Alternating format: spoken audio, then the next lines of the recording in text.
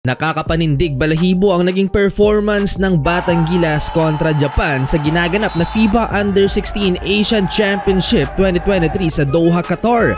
Pinatahimik ng mga batang to ang mga bashers at doubters. Si Josh Reyes kasi ang head coach ng mga bata, mga idol. So eto ang naging run ng Gilas Under-16 simula nang mag-start ang torneo sa group phase. Unang laban mga idol, natalo tayo ng China 84-67. Blowout game pero kuminang sa first game si Kiefer Louie Alas, anak ni ex-PBA head coach Louie Alas at nakababatang kapatid ni Kevin Alas ng NLEX Road Warriors. Sa edad na 16 years old, may tangkad ng 6'2" si Kiefer at kontra China, siya ang leading scorer ng ating Under-16 Gilas with 20 points and 8 rebounds. Second game, bumawi ang mga bata mga idol at tinalo naman nila ang Kazakhstan 66-42. Si Kiefer ulit ang nanguna with double-double performance, 18 points, 10 rebounds and 3 steals.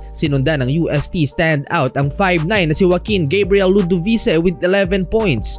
Third game sa group phase, tinambakan din ng ating mga pambato ang Malaysia 75-52 and again si Kiefer Alas pa rin ang nanguna. Impressive double-double performance, 15 points, 13 rebounds in 25 minutes. Lakas sa rebounding ng batang to, followed by Kurt Velasquez 13.7 boards off the bench.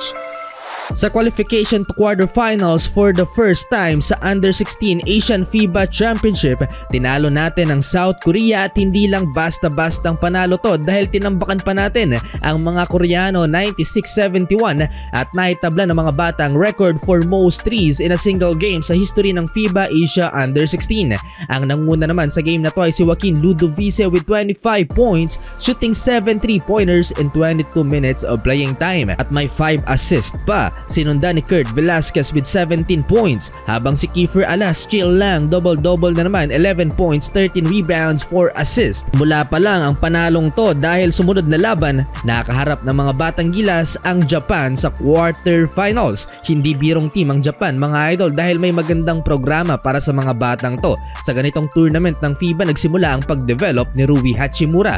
Well, sa crunch time ng laban kontra Japan, kung saan dikit ang laban mga idol, hindi basta-bastang nakakalayo ang Gilas pero hindi nagawang makalamang ng mga Hapon dahil etong mga pambato natin ang taas ng kumpiyansang tumira sa mid-range, lalo na itong si Kiefer Alas. Napaka-basic ng ginawa nitong mga pambato natin, no foul trouble, at sa buong game nag-commit lamang ng 8 fouls ang mga Pinoy at 8 free throws attempt lang din ang ibinigay nila sa kalaban. Though naglista ng 58 total rebounds ang Japan at 36 boards lang para sa Gilas, malaking factor ng efficient shooting ng ating mga pambato.